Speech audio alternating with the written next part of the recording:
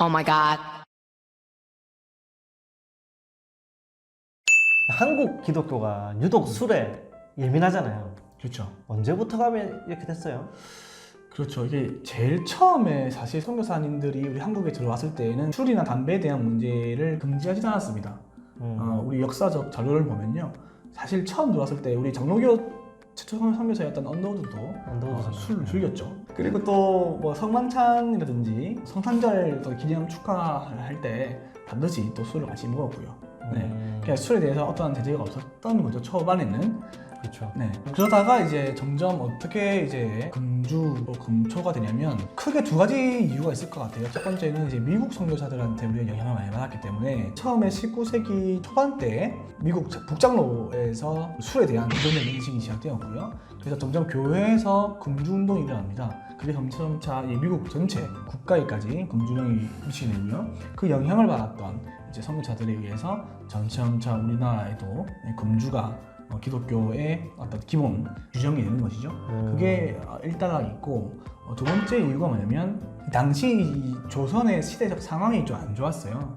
왜냐면 우리가 잘들 아시겠지만 뭐 일본을 비롯한 러시아 또 프랑스 이런 외세들에 대한 침탈이 극심했습니다. 그리고 백성들이 굉장히 가난했고요.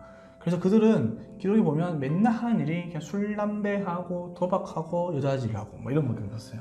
이렇게 얘기를 했다, 이렇게 해요. 그래서 그 당시 그 문화가 너무 피폐하고 안 좋은데 술, 담배를 너무 많이 하니까 이제 선교사들이 그걸 안 좋게 본 거죠. 해서 술을, 담배를 안 하는 게 좋겠다. 그리고 이제 도박도 금지시키고요. 축첩제도까지도 금지시킵니다. 교회 선교사들이 그렇게 자연스럽게 이어져 오고, 또 운동의 성격을 가지면서 점차 이제 교리화되는 것이죠. 그래서 당시에는 술과 담배를 안 하는 것이 이 그리스도인들에게 마땅하다라는 게 우리 애초에 말씀드렸던 첫 번째 주장. 술은 쳐다보지 마라. 해가지고 찬송도 만들어 부릅니다. 아 진짜요? 네, 형제가 너 술 마시는 돈이 있으면 뭐 자녀들 교육시켜라 하는 노래도 부르고. 진짜요? 네, 술은 마시지 마세요, 쳐다보지 마세요, 막 이렇게 노래도 부르고 막 하더라고요. 네, 그런 노래도 있을 만큼 당시에는 이 운동으로서 교회에 영향을 끼쳤던 거죠. 그때부터 이 모든 교단들에게 헌법에 술을 금지하는 주초 금지 규정이 들어가게 되는 것이죠. 그렇게 되면서 이제 교회에서 술을 금지해 버리니까 성만찬이 딱 걸리지 않습니까? 19세기, 20세기 이전에는 다 포도주를 먹었거든요. 그렇게 되면서 이제 급하게 아까 말씀드렸던 웰치라는 사람이 포도주스를 만들게 된 것이고, 그게 대박이 나는 거죠. 아 그러면 이게 포도 주스가 만들어진 이유가 네. 금주 운동을 하면서 이제 성만찬을 할 때 쓸 게 없으니까. 그렇죠. 아 그래요? 네, 원래 기독교 역사를 보면요, 이 포도주라든지 이 럼주의 발전이 사실은 수도원에서 이루어집니다. 특히 포도주는 이 수도원에서는 빠질 수 없는 거거든요. 왜냐면 성만찬을 해야 되니까요. 그렇죠. 우리나라 마찬가지죠. 금주령이 되면서 점차 우리나라에도 이제 포도 주스가 성만찬에서 쓰이기 시작하게 되는 것이죠. 별것들가 생각나는 또 흔히 오해하시는 것들 중에 하나가 뭐냐면 우리가 금주하고 술을 안 마시는 이 문화가 이 청교도들에서 왔다라고 하시는 분들이 계세요. 그렇죠. 근데 잘못되어 있는 게 청교도들은요, 럼주를 즐겼습니다. 즐겼을 뿐만 아니라 그들은 럼주를 팔았어요. 주수입원 중에 하나가 럼주였습니다. 네, 북장로에는 럼주를 팔았고 남부 지역 미국은 담배를 팔고 이렇게 했었죠. 그러니까 청교도들은 이 술에 대해서는 하나님이 우리에게 주신 선물이다라는 시각이 뚜렷했습니다. 뿐만 아니라 이들이 신대륙으로 넘어오자마자 제일 처음에 한 일이 뭐냐면 바로 포도나무 심고 포도주를 만드는 거였어요. 럼주를 만드는 거였습니다. 그게 사실 역사적으로 자료가 이미 많이 나와 있기 때문에 그만큼 청교도들에게 술이 아주 중요한 것이었구나라는 걸 알 수 있는 것이죠. 네. 그러면 우리 그 전에 15세기, 16세기의 종교개혁자들은 어떻게 했는가? 아 종교개혁자들. 그렇죠. 이 16세기에 활동했던 종교개혁자들은 술을 안 마셨을 것이다. 이런 게 있어요. 할렐루야. 네, 루터, 칼빈, 존나스 쯔빙글리, 네. 웨슬리까지 그렇죠. 다 술을 즐겼습니다. 그래요? 네. 즐겼다고요? 아, 즐겼죠. 어떤 말까지 있냐면 루터는 떨어져 있는 자기 아내 카트리나에게 편지를 쓰면서 내가 당신이 만든 맥주를 한 모금 마셔보고 싶다, 뭐 이렇게 아 그래요? 네, 얘기를 하고 이거 하고요. 또 칼빈은 제네바에서 사역할 때 연봉을 받지 않습니까? 돈을, 월급을. 그 월급으로 술을 드시 받아요. 그래요? 예, 월급이 100만 원이면 한 50만 원은 돈, 나머지 50만 원은 술로 이렇게 그런 기록도 있고 또 뿐만 아니라 이제 칼빈이 당시에 있는 흥청망청 마시는 문화 술을 견지하고자 기독교적 술 문화를 권장했어요. 그 운동 중에 일례로 기독교 펍을 만들었습니다. 제네바에. 아 그래요? 네. 그러니까 기독교 펍을 만들어서 어떻게 보면 기독교인들이 적당히 마시는 이 문화를 선도한 거죠. 또 루터는 이런 말을 했어요. 그러니까 술을 마시지 말라는 사람들한테 어떤 폐해가 있다 해서 술을 이 세상에서 없앨 수는 없다. 어떤 여자가 폐해가 있다 해서 여자를 없앨 수 없는 것처럼 술은 없앨 수 없는 것이 아니냐 이런 말도 루터가 했고요. 네. 자, 결론적으로 말씀드리면 청교도들이라든지 종교개혁가들을 봐도 그렇고 또 성경을 봐도 그렇고 이 술에 대한 어떤 부정적인 입장은 전혀 없었어요. 근데 이게 19세기를 들어서면서 미국으로부터 발달이 되어서 이제 한국의 금주에 대한 부정적인 인식과 더 나아가서 먹지만 하는 아주 금주령까지 넘어오게 된 거죠. 그래서 이 19세기 이전까지만 해도 본문을 보면서 술을 마시면 안 되겠다는 생각은 전혀 안 했습니다. 절제해야겠다는 그렇죠. 생각했지만 아까 전에 두 번째 의견을 우리가 말씀드렸는데 그게 뭐냐면 안 마시는 것이 지혜롭겠다는 거였어요. 물론 맞습니다. 저도 동의하는데요. 또 고민을 바라가 뭐냐면 신약 성경 당시에도 구약 시대에도 그리고 중세 종교개혁 시대 청교도들 시대에도 취하면 안 됐어요. 취하면 안 될 거라는 인식은 다 있었다고. 그렇다고 해서 마시지 말라라는 말은 절대 안 했습니다. 예수님도 제자들도 하지 않았습니다. 자기 스스로가 나는 술을 마시면 안 되겠다. 그럴 수 있죠. 안 그렇습니다. 그러나 누군가한테 어떤 조직적으로 거시적으로 강제할 수는 없겠다라는 것입니다.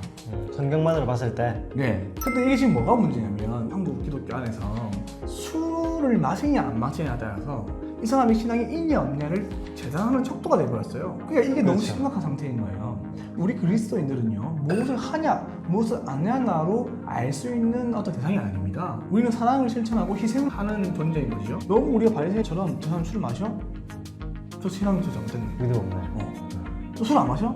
당연한 거죠. 이렇게 돼버리기 때문에 마치 이게 우리가 율법의 어떤 재판장이 되어서 바리새인적 입장을 취하고 있는 것은 아닌가.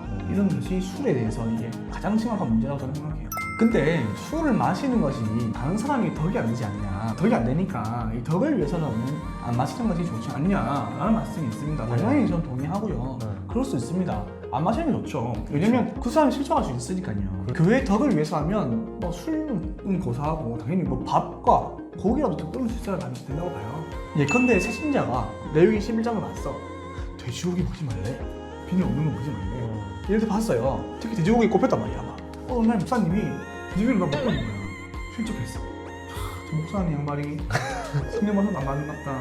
그러니까 목사님이 돼지국밥을 그 사람 앞에서 먹는 것이 덕이 안 될 수 있는 것이죠. 그러네요. 네, 이 사람 잘못 알고 있는 거니까. 잘못 알고 있지만 이 사람 그렇게 알고 있는 거니까. 실적할 수 있는 거잖아요. 네. 근데 이럴 경우에 돼지고기를 안 먹는 것보다 그 사람한테 먹어도 돼. 뭐 문제 없어라고 가르쳐 주는 게 그렇죠. 그게 맞는 방법이 아닌가? 뭐 그게 결과론적으로 맞겠죠. 나아가서는 왜 우리가 먹는지를 얘기해주고 가르쳐주는 것이 필요하죠. 마찬가지입니다. 술도. 저는 그렇게 생각해요. 술에 대해서 우리가 왜 덕이 안 되냐? 이미 선입견이 있기 때문이에요. 심하게 막혀있죠. 네, 술은 죄당하게 꼽혀 있습니다. 그렇죠. 우리가 흔히 가톨릭은 술도 마시고 해요. 이해를 못하는 거야. 왜? 술은 죄라고 이미 꼽혀 있거든. 근데 죄송하지만요, 한국 기독교를 제외한 나머지 그리스도인 전체가 술을 먹고 있습니다. 한국 장로교는요, 전체 기독교 퍼센테이지의 극히 일부예요. 아주 대다수를 차지하고 있는 교파가 루터교거든요. 전 세계적으로. 네. 루터교라든지 가톨릭은 술을 마시지 않습니까? 전혀 죄의식이 없습니다. 그럼에도 불구하고 덕이 안 되기 때문에 마시지 않아야 한다. 동의합니다. 그러나 이것이 왜 덕이 안 되는 것인가? 이것은 문화와 어떤 잘못된 인식 때문이지 않는가. 이미 만들어졌기 때문에 근데 좀 되돌이키기 어렵지 않나 싶기도 하네요. 그렇죠. 그 부분 때문에 참 고민거리 많죠. 그러나 이게 성경적으로 정당화될 수 있겠는가? 그렇게는 어렵겠다. 성경과 역사는, 적어도 예수님은, 제자들은, 그리고 종교개혁가들은, 그리고 우리의 신앙 선배들은 술에 대해서 전혀 거리낌 없이 마셨다. 그들은 취하는 걸 경계했지만 하나님과 함께 있냐, 함께 없냐를 더 중요시했고 취한 것을 경계한다고 해서 술을 없애거나 안 마시지 않았다는 것이죠. 이걸 우리가 염두에 둬야 됩니다. 그러니까 술은 하나님과 동행하면서 즐거워하며 마실 때에는 하나님이 주신 어떤 선물일 수 있겠습니다만 그렇지 않고 우리가 방탕하여서 취할 만큼 마신다면 이것은 사탄에게서 나오는 걸 수도 있겠다 라는 것입니다. 조심스럽죠. 많이 다르네요, 교회에서 이야기하는 거랑. 진짜 안타까운 게 안 믿는 사람들이 교회 오기 싫어하는 이유 중에 원투가 술과 11조거든요. 그렇죠. 영혼 구원이 더 중요한데 이게 술이라는 성경에서 약간 왜곡된 소문으로 인해서 이게 영혼이 교회로 오지 않는다는 거. 이게 뭔가 좀 문제가 있는 것 같아요. 그렇죠. 이게 참 안타까워요. 네.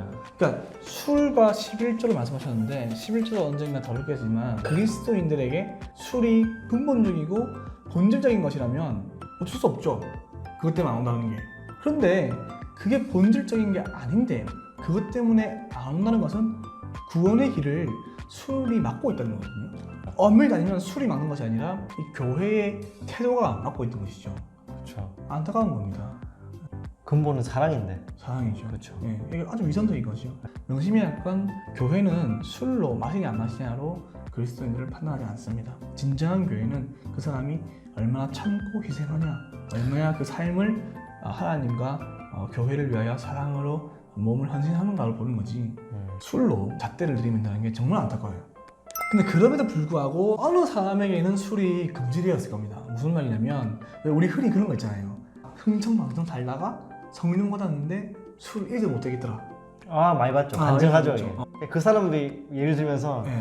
너도 성령 받으면 술 끊게 될 거야 이렇게 그렇죠. 얘기하잖아요. 성령 받은 사람들은 술을 입에 대는 순간 넘기지 못한다. 많이 들어봤어요. 성령 받았으면 저희 교회도 있어요. 담배 냄새 맡는 순간 막 웩, 구토를 웩 한다. 하고, 이렇게 얘기하시는 분들이 계신데 저는 그렇게 개인적인 삶을 간증하시는 분들을 믿습니다. 그럴 수 있고요. 그분에게는 사실이죠. 맞습니다. 그러니까 그거는 케이스 바이 케이스예요. 우리말로 케바케. 상황 왜냐면 나오다. 그 사람이 인이 박혔으면요 못 마시는 거죠. 마시면 안 되는 거죠. 그러니까 어떤 사람에게는 절제돼야 될 부분이 있는 것이죠. 근데 그건 그 사람의 문제고 이 사건을 들어서 일반화를 시킬 수 없겠다라는 것이죠. 이처럼 한국 기독교 안에서 이 술에 대해서 아주 강력하고 아주 부정적인 입장을 견지하고 있는데도 불구하고 이미 우리가 처음 얘기했던 것처럼 기독교인들 중에 75% 아주 대다수가 술을 마신 적이 있거나 이미 마시고 있습니다. 비기독교 또 기독교를 망라하고 이 현대사회 청년들과 많은 사람들이 이미 술을 접하고 있어요. 이 시대를 우리가 인정해야 됩니다. 그렇죠. 네, 더 이상 성경에서 억지적으로 논거를 꺼집어내기에도 많이 무리가 있고요. 그러면 우리가 다시 봐야 됩니다. 술을. 우리가 이제는 옛날처럼 어떤 회식을 하면은 막 1차, 2차, 3차, 4차 가가지고 막 코가 삐뚤어져가지고 마시고 하지 않아요. 그렇죠. 그렇게 하시는 분도 계시겠지만 많이 변했다고 해요. 그죠? 아예 술을 마시지 않거나 마시더라도 1차만 마시고 그만하고 집에 가고. 그렇죠. 이런 문화가 이제 한국 기업 문화에도 많이 들어갔다 하거든요. 정말 안타까운 것은 이 건전한 문화에 한국 기독교가 기여한 것이 하나도 없다는 것입니다.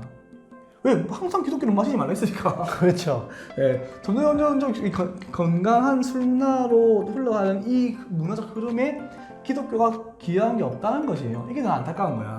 이제라도 우리 한국 기독교가 건전한 술 문화를 건전할 수 있어야 됩니다. 주도할 수 있어야 돼요. 이게 제 생각입니다. 왜냐면 저는 그리스도인이지만 술을 마시는 분들 많이 봐요. 그들은요 스스로가 교회 갈 때 위선을 합니다. 어쩔 수 없이. 가면 딱 쓰고. 네. 근데 그들은 알아요. 술을 마시면 안 되는 건 아니라는 걸. 근데 교회 가면 마시면 안 되는 거라고 배우니까 그렇게 얘기하고. 그냥 불량거리 만들기 싫으니까 그냥 안 마시는 척 하는 거예요. 교회가 위선자를 만들고 있는 것입니다. 아주 건전하고 문화적으로 바른 이 술 문화를 우리 교회가 오히려 주도할 수 있어야 한다 라는 생각을 저는 개인적으로 하는 거죠. 우리가 눈여겨볼 사건이 칼빈의 제네바에서 했던 기독교 펍이죠. 기독교 펍을 했던 칼빈은 어떤 생각을 했을지 제가 정확하게 모르겠어요. 그러나 아마 비슷한 생각을 했었던 것 같아요. 술을 막을 수는 없고요. 술을 절제를 시켰어야 될 겁니다. 그때 생각한 게 아마 펍이 아닌가. 스스로가 건전한 아주 기독교적 술 문화를 이렇게 만들고 싶었던 게 아닐까라는 생각을 하는 거죠. 가게 다짐하면 더 하고 싶어지는 게 사람이니까. 네. 자, 오늘 준비한 건 여기까지고요. 뭐 듣기에 다소 생경하고 좀 너무 낯선 게 있겠죠. 또 많겠죠. 아마 뭔 삐 소리야 하시는 분도 계실 것이고 일리 있네 하시는 분도 계실 것이고 여러 가지 의견이 있을 것인데 한번 찾아보세요. 이건 제가 찾아본 거고 제가 정리한 겁니다. 네. 또 여러분들이 한번 정리하실 또 필요가 있으니까요. 한번 참고만 하셔가지고 정리했으면 좋겠습니다. 오늘 내용이 마음에 드셨고 뭔가 좀 생각할 수 있게끔 네. 좋은 영향이 미쳤다면 네. 구독과 좋아요 네. 눌러주시고 네. 오늘은 이만 인사 보도록 하시죠. 네, 그렇게 하시겠습니다. 다음에 봅시다. 안녕. 안녕.